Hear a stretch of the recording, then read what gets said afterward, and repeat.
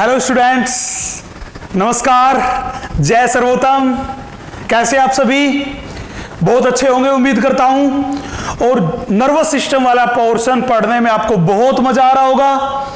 बेटा अपन जो है वो लास्ट लेक्चर से आगे बढ़ते हैं। मैं आपको थोड़ा सा रिवाइज करा दूं। लास्ट लेक्चर में हमने बात की थी, वो बात ये की थी कि एक न्यूरॉन जो होती है उस न्यूरॉन की मेम्ब्रेन में, दैट इज एक्सोलेमा में, कौन कौन से चैनल होते हैं। हमने बताया था वहां पे 3 टाइप के चैनल होते हैं। सबसे पहले ओपन चैनल जो ऑलवेज ओपन है, दूसरे वोल्टेज गेटेड चैनल, वो ऐसे थे जो तब ओपन होते हैं जब वोल्टेज में चेंज होता है, एंड तीसरा था sodium potassium pump. Sodium potassium pump में मैंने बताया था कि एक्सोप्लाज्म से 3 सोडियम आयंस है वो ईसीएफ में आते हैं, एंड उसके बदले में ईसीएफ से 2 पोटेशियम आयंस है वो एक्सोप्लाज्म में मूव करते हैं, और ये एक एक्टिव प्रोसेस है। फिर हमने एनसीईआरटी के लिखे हुए कुछ कंक्लूजन्स के बारे में बात की थी कि एक्सोलेमा जो होती है वो सोडियम आयंस के लिए जो होती है वो होती है नियरली इंपरमिएबल, एंड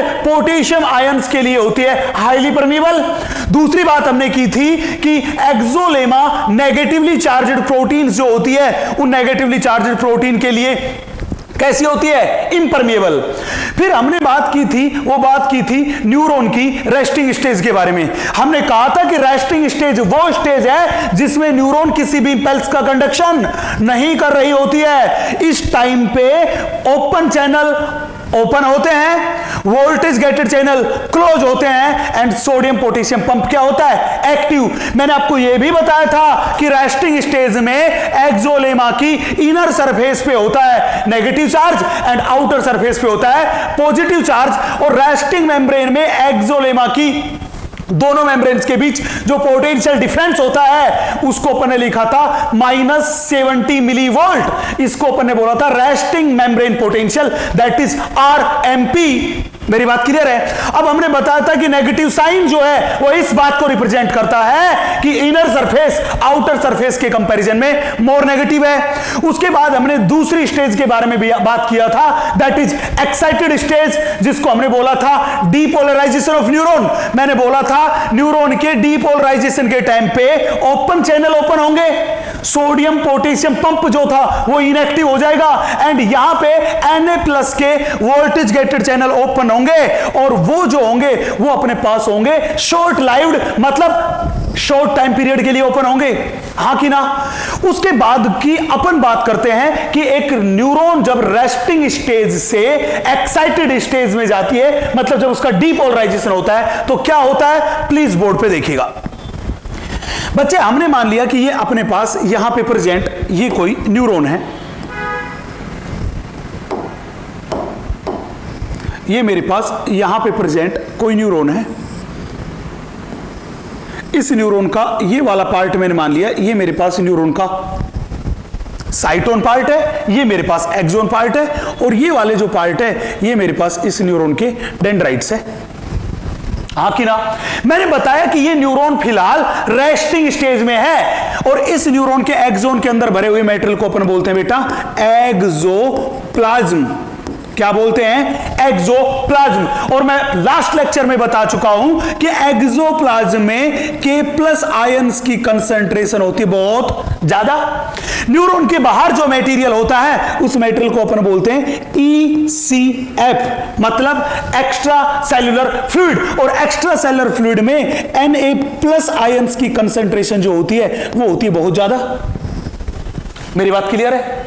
चलो मैं आगे। मैंने आपको यह भी बताया था कि रेस्टिंग स्टेज में न्यूरॉन जो होती है उसकी एक्सोलेमा की इनर सरफेस पे होता है नेगेटिव चार्ज, जबकि आउटर सरफेस जो थी वो होती है पॉजिटिवली चार्ज। मेरे हिसाब से मेरी यहां तक की बात आपको क्लियर होगी? क्लियर है? मैंने आपको बताया था कि रेस्टिंग स्टेज में न्यूरॉन की मेम्ब्रेन की इनर सरफेस और आउटर सरफेस के बीच जो पोटेंशियल डिफरेंस है उसी को हमने बोला था resting membrane potential, that is RMP, और उसकी वैल्यू कितनी थी बच्चे? -70 मिली वोल्ट। ये बात हम ऑलरेडी डिस्कस कर चुके थे। अब हमने कहा कि अब इस न्यूरॉन का शुरू हो रहा है अपने पास, वो शुरू हो रहा है डीपोलराइजेशन। क्या शुरू हो रहा है यहां पे? हमने बोला इस न्यूरॉन का शुरू हो रहा है बेटा डीपोलराइजेशन।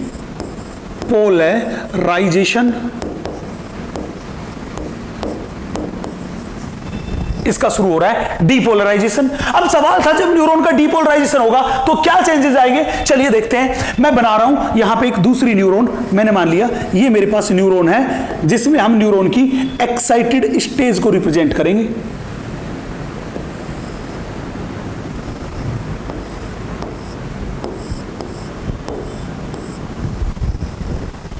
ये मेरे पास इस न्यूरॉन का एक्सोप्लाज्म है और ये मेरे पास है ECF। मैंने ऑलरेडी आपको बता दिया था कि एक्सोप्लाज्म में K+ की कंसंट्रेशन बहुत ज्यादा होती है एंड ECF में Na+ की कंसंट्रेशन बहुत ज्यादा होती है। यस कि नो? चले भैया अपन आगे। अब बहुत ध्यान से देखिएगा हुआ क्या।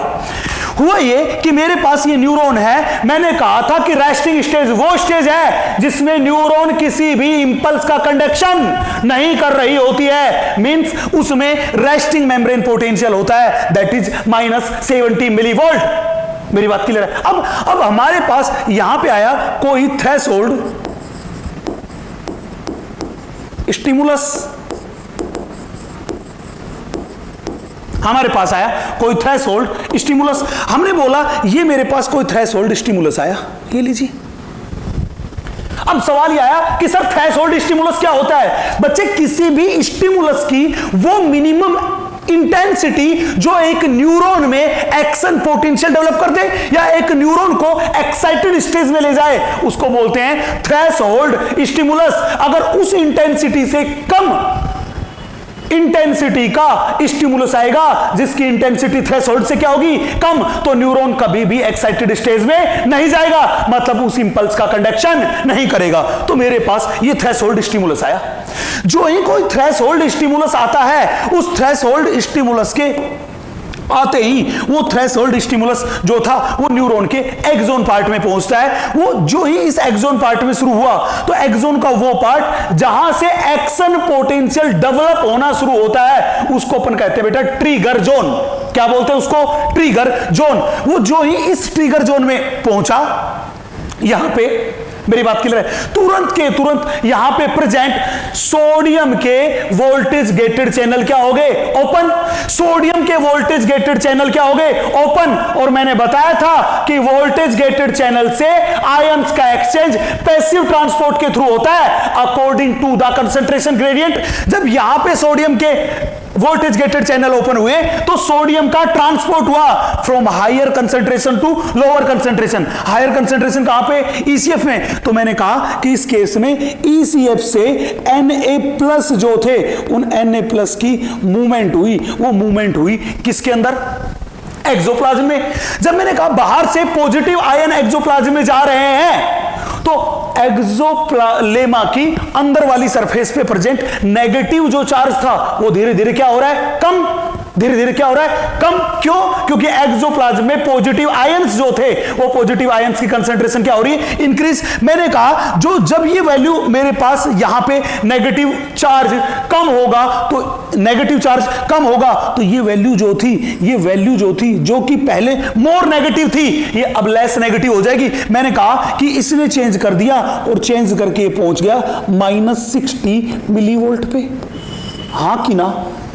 कहने का मतलब कि जब थ्रेशोल्ड स्टिमुलस आया तो Na+ के इनफ्लक्स की वजह से ECF से एक्सोप्लाज्म में जाने की वजह से यहां पे इस मेम्ब्रेन के वोल्टेज में पोटेंशियल में +10 मिलीवोल्ट का चेंज आया। हाँ कि ना? और इस +10 मिलीवोल्ट की चेंज की वजह से अब इसका पोटेंशियल हो गया, वो हो गया -60 मिलीवोल्ट। ये -60 मिलीवोल्ट जो पोटेंशियल है इसी को अपन बोल के चलते हैं बेटा थ्रेशोल्ड पोटेंशियल। इसी को क्या बोल के चलते हम, थ्रेशोल्ड पोटेंशियल। मतलब जो ही +10 का चेंज आया, +10 का चेंज आते ही इस पोटेंशियल ने, इस थ्रेशोल्ड पोटेंशियल ने पॉजिटिव फीडबैक दिया, और इसके पॉजिटिव फीडबैक की वजह से बहुत तेजी से Na+ के चैनल्स ओपन हो गए। मैंने कहा बहुत तेजी से Na+ के चैनल्स ओपन हो गए। जब और ज्यादा Na+ के VGCs ओपन हुए तो और ज्यादा Na+ जो था वो बाहर से अंदर मूव किया, और ज्यादा Na+ अंदर मूव किया। जो जो अंदर Na+ मूव करता जाएगा, धीरे धीरे धीरे धीरे अंदर का नेगेटिव चार्ज घटता जाएगा, और घटते घटते घटते घटते वो पहुंच गया 0 मिलीवोल्ट पे। कहां पे पहुंच गया, 0 मिलीवोल्ट पे। मतलब 0 मिलीवोल्ट वो कंडीशन थी जब एक्सोलेमा की अंदर वाली सरफेस और बाहर वाली सरफेस पे अगर वोल्ट मीटर लगा के चेक किया जाए तो पोटेंशियल डिफरेंस क्या था, 0। मतलब अब जो न्यूरॉन थी उस न्यूरॉन की पोलैरिटी कतई क्या, बिल्कुल क्या हो चुकी है, खत्म हो चुकी है, बिल्कुल भी पोलैरिटी नहीं बची है। दोनों साइड चार्ज जो है वो इक्वल है, कोई भी चार्ज में डिफरेंस नहीं है। इज इट क्लियर बच्चे? 0 आने के बाद भी लगातार Na+ का इन्फ्लेक्स होता रहा। मैंने कहा 0 आने के बाद भी Na+ जो थे वो लगातार ECF से एक्सोप्लाज्म में जाते रहे, इसका इन्फ्लेक्स होता रहा। जब लगातार Na+ का इन्फ्लेक्स होता रहा तो अब 0 के बाद क्या होगा, धीरे धीरे अंदर पॉजिटिव चार्ज बढ़ेंगे, और लगातार पॉजिटिव चार्ज अंदर की साइड बढ़ता हुआ जा रहा है। कब तक बढ़ता गया, कब तक बढ़ता गया, जब तक दोनों के बीच का पोटेंशियल डिफरेंस +30 से +45 मिलीवोल्ट नहीं हो गया हो। कितना नहीं हो गया हो, +30 से +45। तो मैंने कहा कि लास्ट में 0 के बाद भी जब लगातार Na+ अंदर जाते हैं तो अंदर वाली सरफेस पे कैसा चार्ज हो जाएगा, पॉजिटिव चार्ज, और बाहर वाली सरफेस पे क्या हो जाएगा, नेगेटिव चार्ज। जब एक्सेस Na+ के अंदर जाने की वजह से क्या हुआ, अंदर वाली सरफेस जो थी उस अंदर वाली सरफेस पे आ गया कैसा चार्ज बेटा, पॉजिटिव चार्ज, और बाहर वाली सरफेस जो थी उस बाहर वाली सरफेस पे कैसा चार्ज आ गया, नेगेटिव चार्ज। ये मेरे पास न्यूरॉन है, वो न्यूरॉन है एक्साइटेड स्टेज में। ये कौन सी स्टेज रिप्रेजेंट कर रही है बेटा, ये अपने पास रिप्रेजेंट कर रही है, वो रिप्रेजेंट कर रही है एक्साइटेड स्टेज में। हाँ कि ना? तो ध्यान रखना डीपोलराइजेशन के टाइम पे Na+ के VGC जो होते हैं वो होते हैं बेटा अपने पास ओपन, जिससे ECF से एक्सोप्लाज्म में Na+ लगातार जाता रहता है, एंड पोलैरिटी जो थी वो पोलैरिटी हो गई रिवर्स। मतलब पहले अंदर वाली सरफेस पे पॉजिटिव चार्ज था, बाहर वाली पे नेगेटिव, लेकिन एक्साइटेड स्टेज में एक्सिस Na+ के इनफ्लक्स की वजह से क्या हो गया, वो अपने पास इनर सरफेस हो गई पॉजिटिवली चार्ज, और आउटर सरफेस कैसी होगी, नेगेटिवली चार्ज। क्यों? क्योंकि Na+ के VGC क्या हो गए, ओपन, जिसकी वजह से Na+ का हुआ अपने पास बेटा इनफ्लक्स। क्या हुआ, इनफ्लक्स। मतलब Na+ ने मूवमेंट की कहां से, ECF से एक्सोप्लाज्म में। जब कंप्लीटली Na+ चले गए उधर तो Na+ के वोल्टेज गेटेड चैनल होंगे क्लोज। उस टाइम पे अगर हम दोनों की दोनों सरफेस पे वोल्ट मीटर लगा के चेक करें तो हमने क्या देखा कि एक्सोलेमा की आउटर सरफेस और इनर सरफेस के बीच वोल्टेज डिफरेंस है +30 से लेके +45 मिलीवोल्ट, +35 से +45 मिलीवोल्ट। और यहां पे पॉजिटिव साइन ये रिप्रेजेंट कर रहा है कि एक्सोलेमा की inner surface is positively charge. मेरी बात क्लियर है? और ये जो पोटेंशियल है दैट इज +35 से +45 मिलीवोल्ट, इस पोटेंशियल को ही अपन कहते हैं excited membrane potential. Excited membrane potential, और मैं इसी को बोल दूं, इस एक्साइटेड मेम्ब्रेन पोटेंशियल, इसी को मैं कह दूं action potential.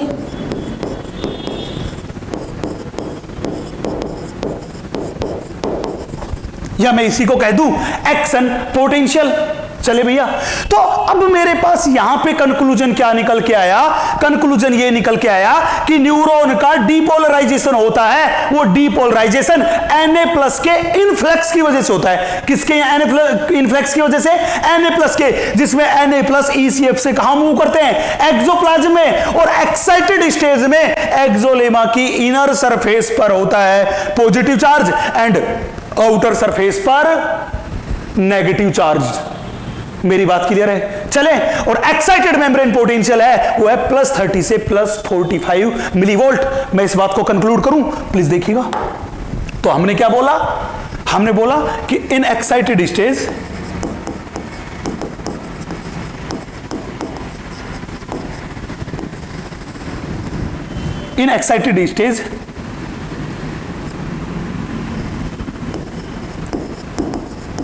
Inner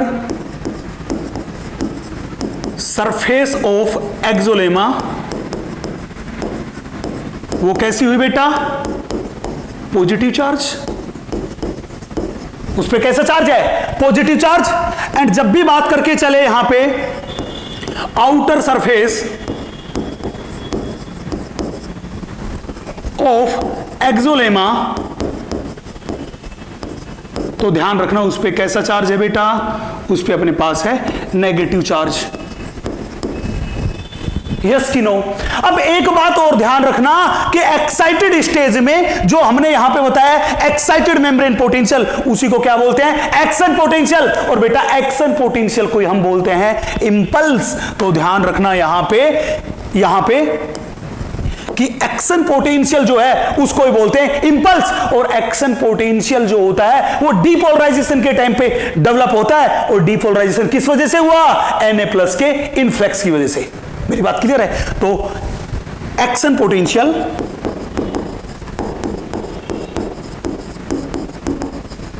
is known as impulse. मेरी यहां तक की बात में मेरे हिसाब से आपको कोई दिक्कत नहीं होगी। क्या मैं आगे चलूं? चले भैया, अब हमने ये बता दिया कि न्यूरॉन में जो ही एक्शन पोटेंशियल डेवलप होगा तुरंत के तुरंत उसके Na+ के चैनल क्या हो जाएंगे? क्लोज। Na+ के चैनल क्या हो जाएंगे? क्लोज। मैंने पहले ही बताया था कि Na+ के चैनल्स शॉर्ट लाइव्ड है। एनसीईआरटी ने लाइन लिखी हुई है, मतलब थोड़े से टाइम के लिए ओपन होते हैं, और जो ही Na+ का इन्फ्लक्स हुआ जितना होना है तुरंत के तुरंत वो हो जाएंगे close. Voltage gated channel Na+ के क्लोज हुए, उनके क्लोज होते ही Na+ का ECF से एक्सोप्लाज्म में जाना भी क्या हो जाएगा बेटा? स्टॉप। और जो ही Na+ के वोल्टेज गेटेड चैनल क्लोज होंगे तुरंत के तुरंत K+ के वोल्टेज गेटेड चैनल क्या हो जाएंगे? ओपन। और जो ही वो ओपन होंगे तो एक एक्साइटेड न्यूरॉन जो थी वो दोबारा से अपनी रेस्टिंग स्टेज को रिटेन करने की कोशिश करेगी, हां कि ना? चलिए देखते हैं इसमें क्या हुआ। अब अपने पास इसकी आती है तीसरी स्टेज, जिसको अपन बोलते हैं रीपोलराइजेशन।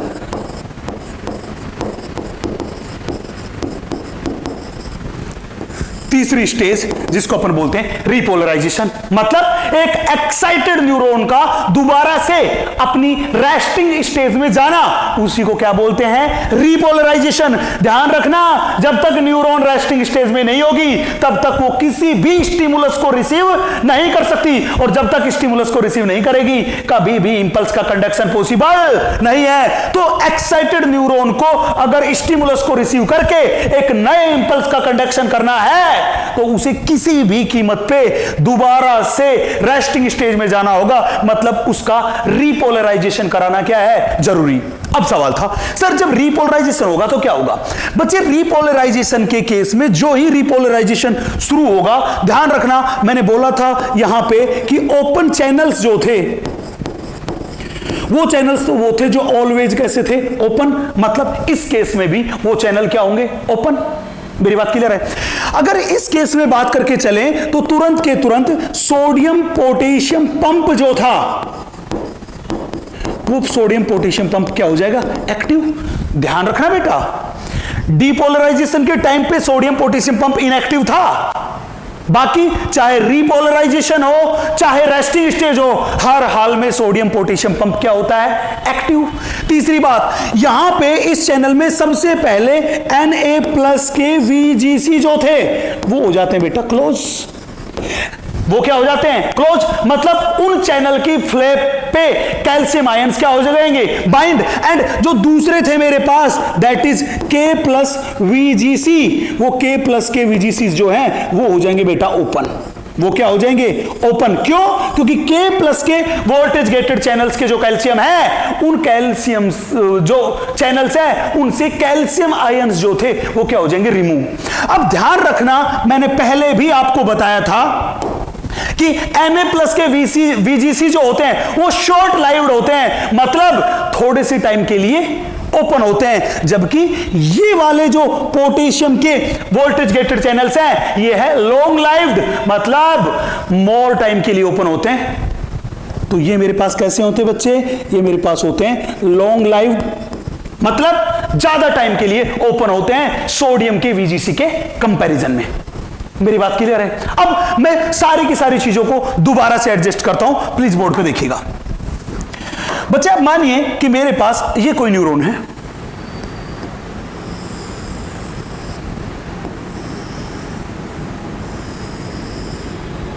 ये न्यूरॉन के अंदर प्रेजेंट है एक्सोप्लाज्म। ये मेरे पास है न्यूरॉन के अंदर एक्सोप्लाज्म, और ये न्यूरॉन है ये मेरे पास है एक्साइटेड स्टेज में।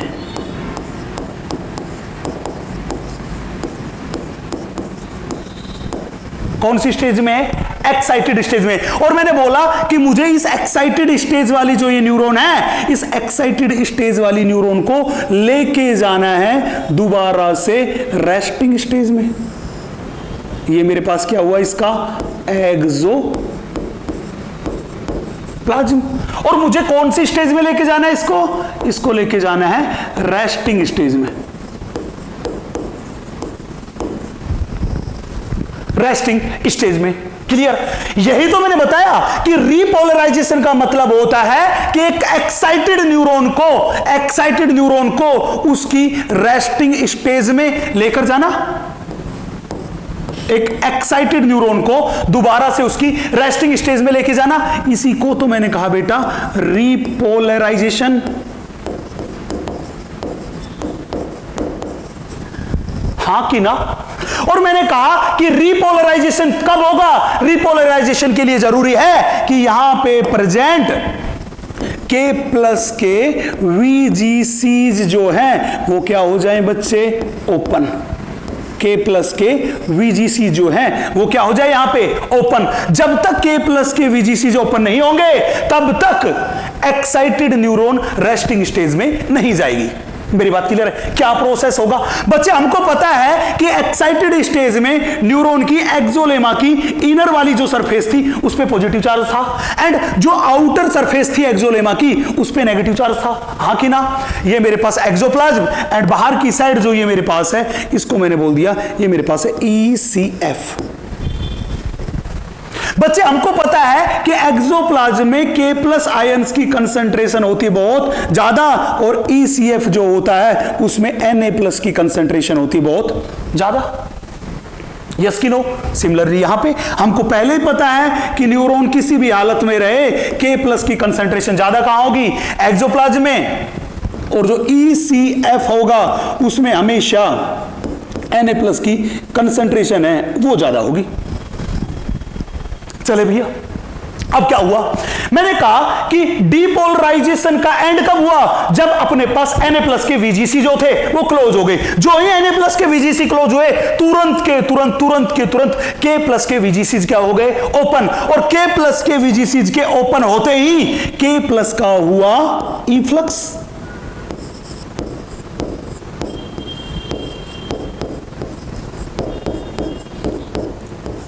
क्या हुआ भैया? K+ का हुआ इफ्लक्स। इफ्लक्स का मतलब मैंने पहले ही बताया था कि वोल्टेज गेटेड चैनल से आयंस का एक्सचेंज पैसिव ट्रांसपोर्ट से होता है, मतलब अकॉर्डिंग टू कंसंट्रेशन ग्रेडियंट होता है, आयंस मूव करते हैं उनकी हायर कंसंट्रेशन से लोअर कंसंट्रेशन की तरफ, हां कि ना? तो K प्लस की हायर कंसंट्रेशन कहां पे? K प्लस की हायर कंसंट्रेशन जो है अपने पास, वो हायर कंसंट्रेशन है एक्सोप्लाज्म में, कम कंसंट्रेशन का है ECF में। तो जो ही ये चैनल खुले इसका E फ्लेक्स हुआ, मतलब एक्सोप्लाज्म से K प्लस जो थे वो K प्लस बाहर निकल के आए, हां कि ना? हमने आपको यहीं पे बताया था कि जब न्यूरॉन एक्साइटेड स्टेज में थी तो उसमें एक्साइटेड मेम्ब्रेन पोटेंशियल जो था तो उसकी वैल्यू थी +32 +45 मिली वोल्ट,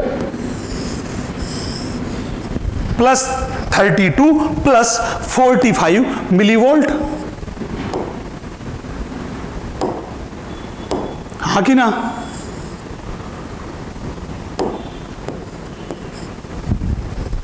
चले भैया, ये मेरे पास एक्साइटेड मेम्ब्रेन पोटेंशियल की वैल्यू थी। मैंने कहा कि जो ही K प्लस के VGC हुए, K प्लस अंदर से क्या आने लगे? बाहर। जब K प्लस अंदर से बाहर आ रहे हैं तो अंदर से पॉजिटिव चार्ज का क्या हो रहा है? लॉस। पॉजिटिव चार्ज का क्या हो रहा है? लॉस। जब पॉजिटिव चार्ज का लॉस हो रहा है तो ये जो पॉजिटिव वैल्यू थी ये धीरे धीरे क्या होगी? कम। धीरे धीरे मैंने कहा ये पॉजिटिव वैल्यू जो थी ये कम होती गई, कम होती गई, और ये पॉजिटिव वैल्यू कम होके पहुंच गई 0 पे। मैंने कहा ये पहुंच गई 0 मिली वोल्ट पे।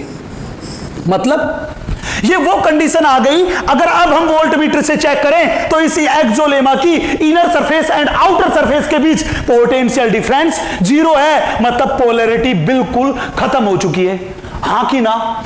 बच्चे यहां पे ये 0 आने के बाद भी K प्लस लगातार अंदर से बाहर आ रहे हैं।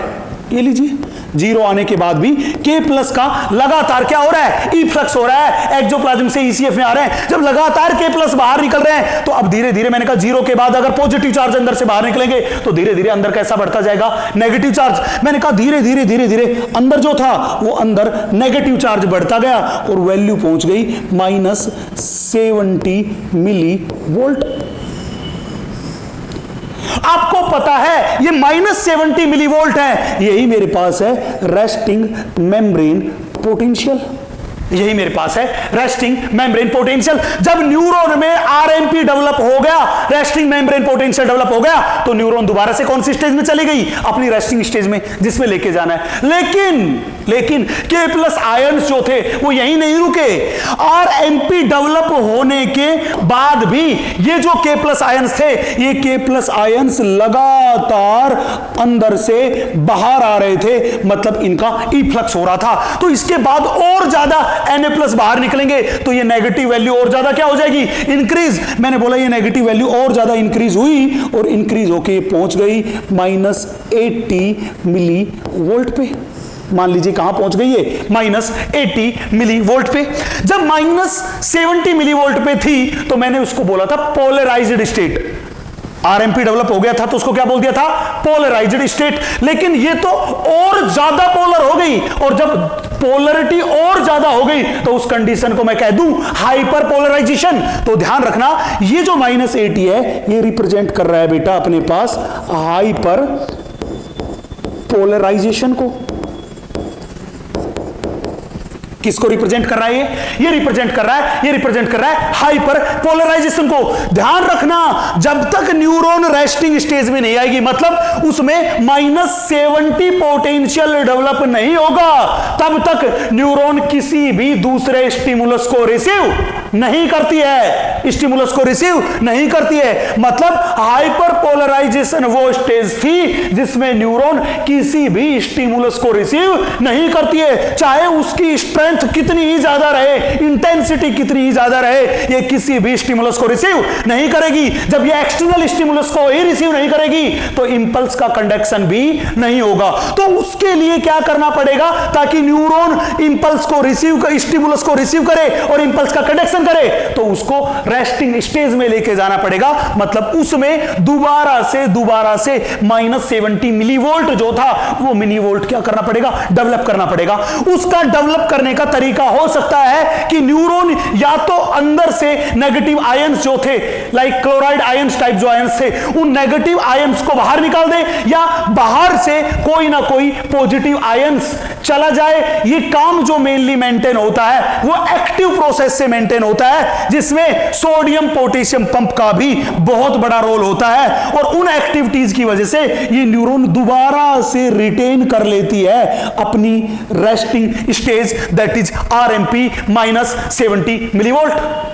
हाँ कि ना? तो ध्यान रखना कि एक एक्साइटेड न्यूरॉन का दोबारा से अपनी रेस्टिंग स्टेज में जाना, और जब दोबारा से रेस्टिंग स्टेज में चली गई तो उसकी अंदर वाली सरफेस पे हो गया बेटा नेगेटिव चार्ज, और बाहर वाली सरफेस पे कैसा हो गया, पॉजिटिव चार्ज। मतलब इसको ही, प्रोसेस को ही हमने बोल दिया repolarisation of neuron.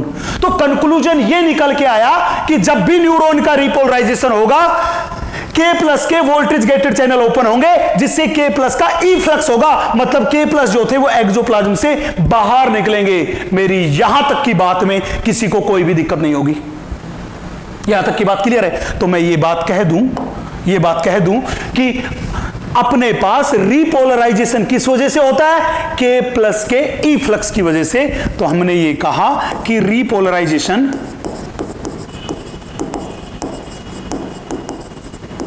of neurons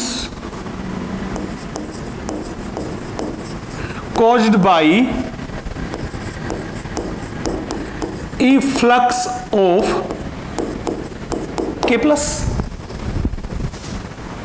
चले, मैंने यह भी बताया कि हाइपरपोलराइजेशन केस में न्यूरॉन किसी भी स्टिमुलस को रिसीव नहीं करती है, मतलब इंपल्स का कंडक्शन नहीं करेगी। मेरी बात क्लियर है? चलें, अब एनसीईआरटी ने एक बहुत बेहतरीन सा डायग्राम दे रखा है, उस डायग्राम के बेसिस पे मैं इस पूरे के पूरे बात को एक्सप्लेन करता हूं। बेटा ये डायग्राम एनसीईआरटी ने दिया है। एनसीईआरटी ने क्या काम किया, इस एनसीईआरटी ने ये पूरा का पूरा एक्सोन है, इस एक्सोन वाले पार्ट को छोटे छोटे टुकड़ों में डिवाइड कर लिया।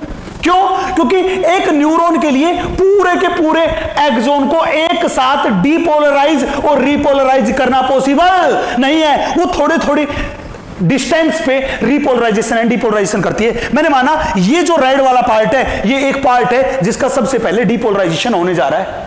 चलो भैया, हम आगे इस पार्ट को मैंने बोल दिया पार्ट ए, इस तरह इसको बोल दिया पार्ट बी, आगे वाले को बोल दिया पार्ट सी। चलो भैया, हम आगे, प्लीज बोर्ड पे देखिएगा। मैंने कहा न्यूरॉन को 3 पार्ट में डिवाइड कर दिया। पार्ट ए मैंने मान लिया यहां तक का, ये जो मेरे पास है इसको मान लिया पार्ट बी, यहां तक का ये जो मेरे पास है इसको मान लिया part C, further part D, part D. चले भैया, हुआ क्या? हुआ ये कि मेरे पास यहां से कोई थ्रेशोल्ड स्टिमुलस आया,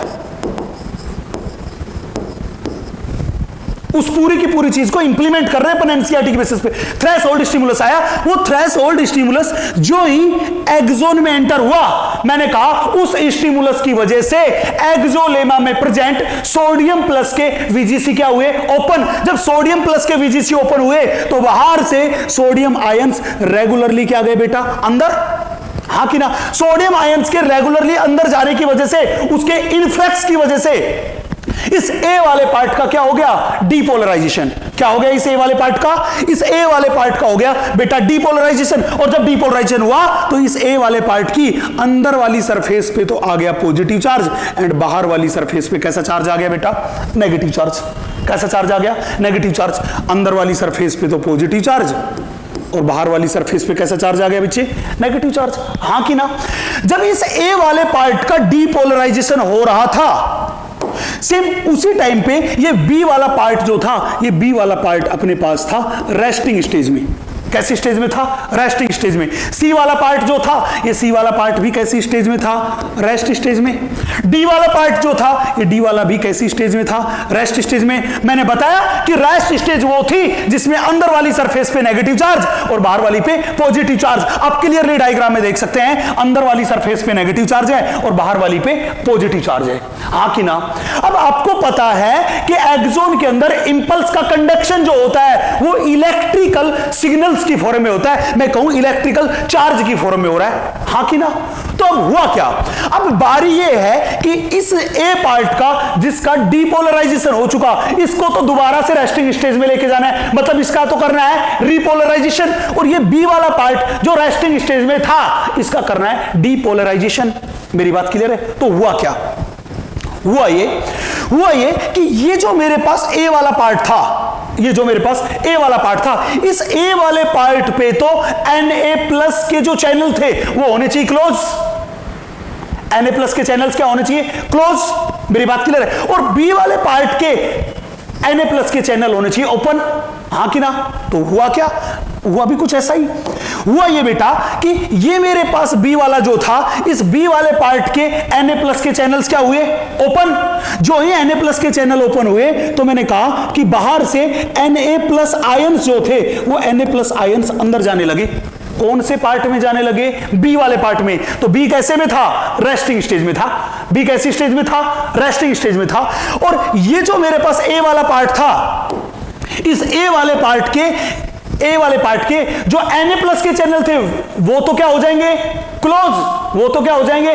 क्लोज। और K+ के चैनल क्या हो जाएंगे? ओपन। और जब भी K+ के चैनल ओपन होंगे तो K+ आयन जो थे वो अंदर से आएंगे बाहर। जब बेटा K+ आयन इस A वाले पार्ट में अंदर से बाहर आए तो इस K वाले पार्ट की इनर वाली जो सरफेस थी, उस इनर वाली सरफेस पे कैसा चार्ज आ गया? इनर वाली सरफेस पे K वाले पे कैसा चार्ज आ जाएगा? K वाले की इनर वाली सरफेस पे आ जाएगा नेगेटिव चार्ज और बाहर वाली सरफेस पे कैसा आ जाएगा? पॉजिटिव। मतलब इसमें अभी ये दिखा रखा है कि ये डीपोलराइज्ड फॉर्म है।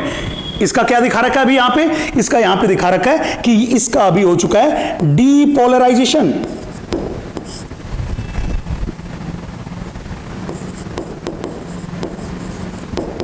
इसका हो चुका है डीपोलराइजेशन। अब इसका रीपोलराइजेशन करना है तो K+ के चैनल खोलने पड़ेंगे और ये रेस्टिंग स्टेज वाला है, इसका करना पड़ेगा डीपोलराइजेशन। हाँ कि ना? तो जब ऐसा करेंगे, इस डीपोलराइजेशन वाले का हम करेंगे बेटा रीपोलराइजेशन। इस डीपोलराइजेशन वाले का क्या करेंगे? रीपोलराइजेशन। तो K+ के चैनल खुले, K+ बाहर निकला और जब K+ बाहर निकला तो यहां पे जो पॉजिटिव चार्ज था, इस पॉजिटिव चार्ज की जगह तो मेरे पास कैसा चार्ज आ गया? Negative charge. नेगेटिव चार्ज और बाहर वाली सरफेस पे कैसा आ गया? Positive charge. रेस्टिंग स्टेज में चला गया। हाँ कि ना? बहुत ध्यान से देखिएगा। हाँ कि ना? चलो मैं आगे। नेक्स्ट, यहां पे जब Na+ अंदर गए तो यहां पहले कैसा चार्ज था? नेगेटिव चार्ज अंदर और बाहर कैसा था? पॉजिटिव।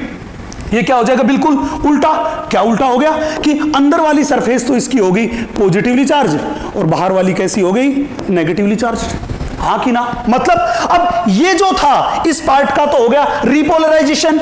ये वाला जो पार्ट था जिसका मैंने कहा अंदर हमने कर दिया पॉजिटिव और बाहर कर दिया नेगेटिव, इसका हो गया डीपोलराइजेशन। और ये वाला जो पार्ट था, जो सी वाला पार्ट हमने यहां तक बताया था, ये अब कैसी स्टेज में बेटा? ये मेरे पास रेस्टिंग स्टेज में। हाँ कि ना? तो बच्चे ये पूरा का पूरा प्रोसेस चलता रहेगा। अब आगे क्या होगा?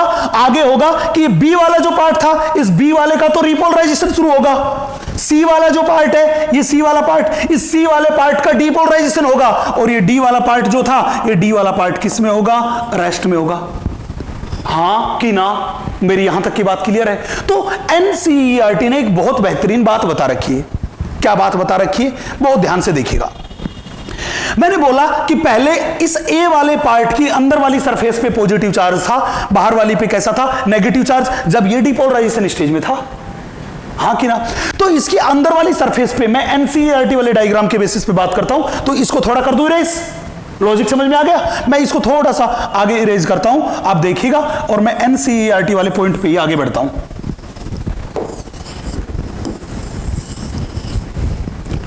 देखिएगा, अब यहां पे बच्चे क्लियरली गिवन है, यहां पे क्लियरली गिवन है क्या, इसके अंदर वाली सरफेस पे कैसा चार्ज था, positive charge, positive charge, negative charge, negative charge, ऐसा ही तो है, हाँ कि ना।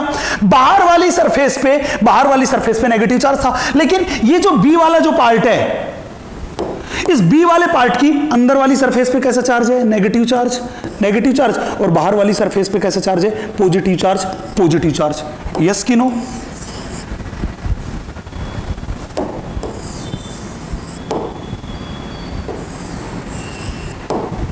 हाँ कि ना? चलो भैया हम आगे।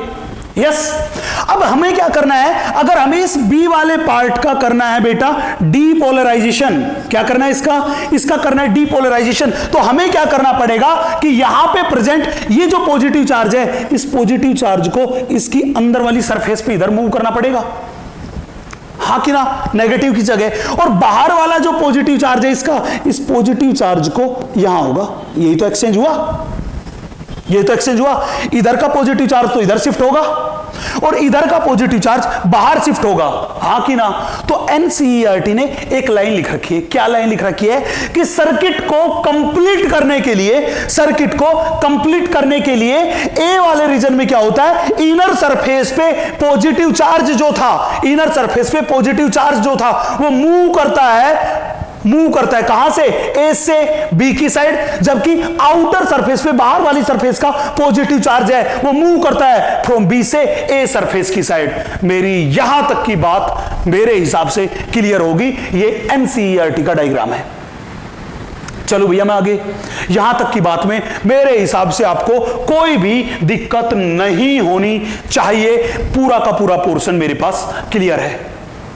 चले तो ध्यान रखना, पहला वाला पार्ट जो था उसका डीपोलराइजेशन हुआ था, अगर रीपोलराइजेशन करना है तो इनर सरफेस पे पॉजिटिव चार्ज जाएगा ए से बी की साइड, जबकि बाहर वाली सरफेस से पॉजिटिव चार्ज आएगा बी से ए की साइड, तभी तो बन जाएगी ऐसी हालत कि अंदर वाली सरफेस नेगेटिवली चार्ज, बाहर वाली सरफेस पॉजिटिवली चार्ज। और जब ऐसा होगा तो इस डीपोलराइज्ड पार्ट में, ए पार्ट में दोबारा से रेस्टिंग स्टेज डेवलप हो जाएगी, और रेस्टिंग स्टेज के डेवलप होने को ही हम क्या बोलते हैं, रीपोलराइजेशन ऑफ न्यूरॉन।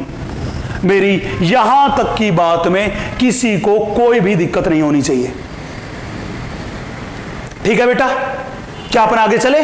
अब बच्चे हमें आगे बात करनी है, वो बात करनी है कि न्यूरॉन का एक्सोन जो था, उस एक्सोन का एंड हो रहा था वो साइनेप्टिक नोब पे हो रहा था। मैं पहले ही न्यूरॉन की स्ट्रक्चर में बात कर चुका हूं, और मैंने बताया था आपसे कि डिस्टल एंड ऑफ एक्सोन जो होता है वो ब्रांचड पार्ट है, और हर एक ब्रांचिंग के टर्मिनल एंड पर, हर एक ब्रांच के टर्मिनल एंड पर बल्ब लाइक स्ट्रक्चर प्रेजेंट है, जिसको बोला था साइनेप्टिक नोब।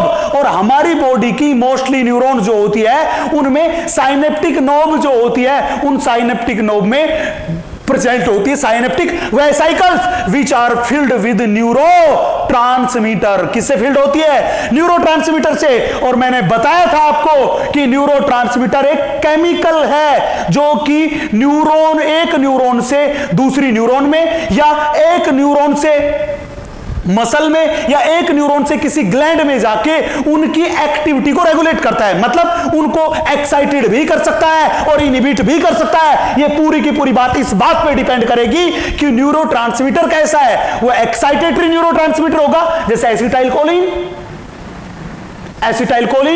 एपिनेफ्रिन, नोरेपिनेफ्रिन, तो वो अगले वाली जो ग्लैंड थी, मसल थी या न्यूरॉन थी उसको करेगा एक्साइटेड। अगर वो इनहिबिटरी टाइप का न्यूरोट्रांसमीटर होगा, जैसे हम बात करके चले गाबा, डोपामीन, ग्लाइसिन, अगर वो होगा तो वो अगले वाली मसल्स को, न्यूरॉन को या ग्लैंड को, उसको की एक्टिविटी को करेगा इनहिबिट। मेरी बात क्लियर है? चले तो ये सारी की सारी बात करेंगे कि एक न्यूरॉन से दूसरे न्यूरॉन में इंपल्स का कंडक्शन कैसे होता है, ये बात करेंगे, वो करेंगे अगले लेक्चर में। तो बने रहिए मेरे साथ अगले लेक्चर में एक अगला बहुत ही इंपॉर्टेंट पोर्शन जानने के लिए, दैट इज साइनेप्स। मेरी बात क्लियर बच्चे?